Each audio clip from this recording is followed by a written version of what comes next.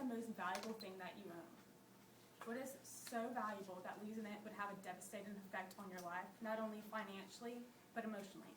I bet most of you are probably thinking about your car or your iPhone or your collection of Pokemon cards. But what I'm talking about is something that's uniquely yours. What if someone stole your identity? What if someone stole what is your most valuable asset? According to the Department of Justice, in 2010, 7% of households had one member of their family that experienced identity theft. 7% may not seem like a lot, but that's 8.6 million households. Today, I'm going to discuss with you what identity theft is, the different types, how they get your information from the internet, ways to prevent it, and also how this affects you.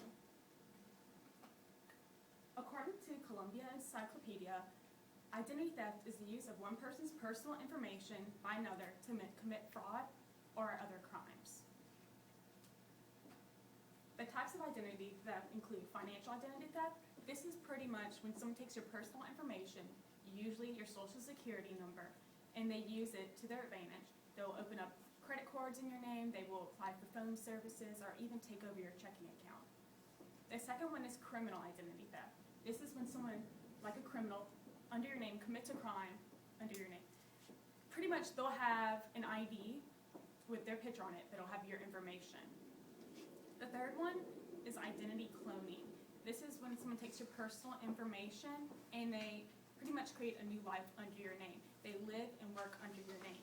They usually do this sort of thing to conceal their past. They're probably trying to escape from debt, or they're probably trying to escape from their criminal background.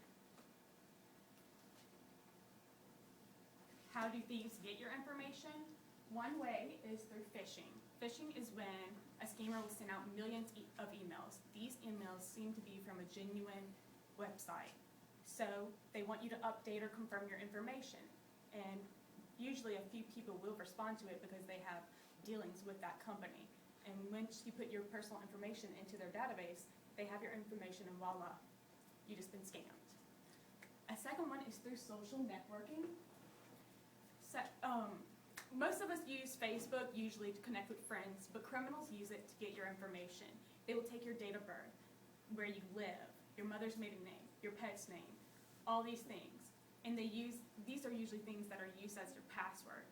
These are things that are usually used as your password and also to confirm your identity to an organization.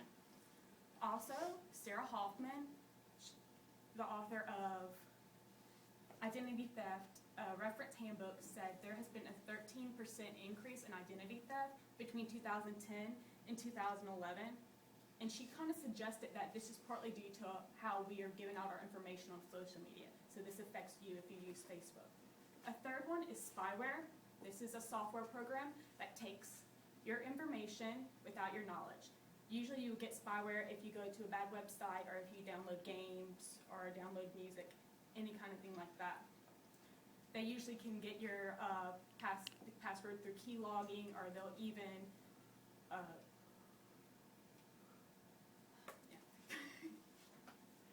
All right, so the Department of Justice has come up with a way for you to prevent from being a victim.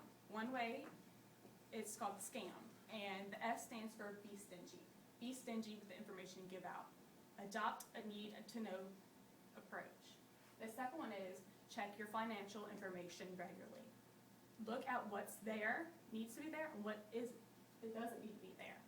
Third one is ask periodically for a copy of your credit score. You need to know your credit score all the time because you never know if someone is using it to their advantage. And the fourth one is maintain records of your financial statements. You never know when you're going to need proof of something. So how does this affect you? Identity thieves look to college students because they often have a good, clean credit score, making you an ideal target. And according to the Department of Education, 48% of students admitted that they have left personal information out in the open in their dorm rooms. And 31% of that 48% admit that they know someone that's been burglarized or they personally have been burglarized. So all in all, this affects you. Also, as identity theft has become more prevalent over time, we as citizens and also as college students need to become more serious about our financial health.